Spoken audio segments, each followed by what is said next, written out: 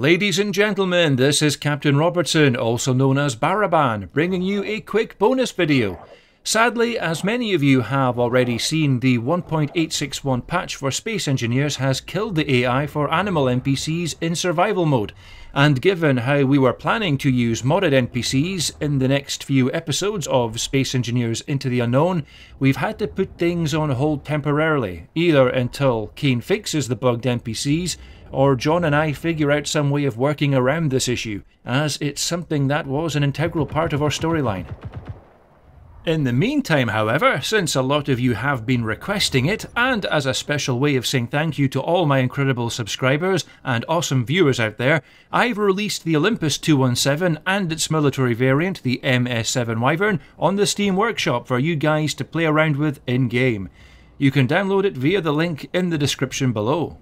Please bear in mind that these versions have been edited slightly so that they work with the vanilla Space Engineers game, which means that their engines cut off for a second when changing VTOL modes. This is due to the fact that the torque caused by the thrusters in the vanilla game are actually strong enough to stop the rotors from turning correctly. So just make sure you're not flying too low or fast when you hit the keys to change the front and rear VTOL rotors. The one we use in the Into the Unknown series uses a mod that increases the rotor torque, so the thrusters can be kept on even when the rotors are spinning around, and they still work as intended. The lore behind the Olympus 217 is that it's a large multi-role personnel transport capable of carrying 8 passengers, 10 if you add a couple of extra seats inside. It's sort of like the Space Engineers universe's modern version of the UH-1 Huey, except that unlike the Huey, this thing is designed to transport personnel between a planet's surface and any ships that are in orbit. The Olympus 217 is made by Olympus Aerospace on Mars and is one of the most successfully exported transport VTOLs currently in use. There is a lighter variant with only one set of VTOL thrusters, and there is also a heavy lift variant which you can actually see in an older update video I released last year, which has a large cargo container and a retractable winch that can be used to pick up vehicles and even small structures and drop them off elsewhere, or even bring them up into orbit if the object is light enough.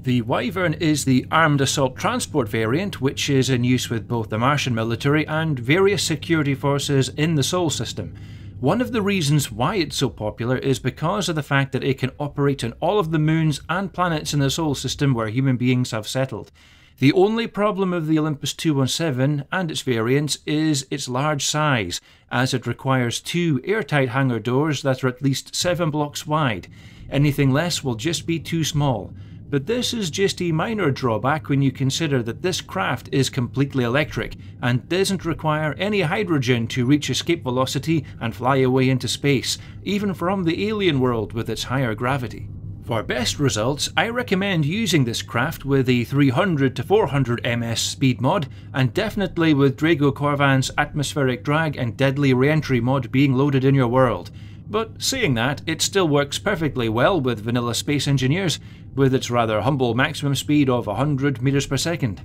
As for what influenced the design and creation of this craft, this actually started out as something that was built out of the wrecks of several craft that were salvaged during a quick survival campaign I was playing last year, but the main inspiration comes from the VU-4 Habrock dropship by Action Hank and the Vavel Dragon by Peter Hammerman, with a little dropship from the movie Aliens thrown in for good measure. The end result, however, has far exceeded our expectations, but again, none of this would have been possible without the amazing Whip's Rotor Thruster Manager script by Whiplash 141. Well, that pretty much covers it for this evening, so here's hoping Kane manages to get around to fixing those AI issues so we can record the next episode as soon as possible. And I am also hoping that everyone enjoys playing with this cool new VTOL in the meantime. I look forward to seeing you all again soon, and as always, this is Robertson, signing off.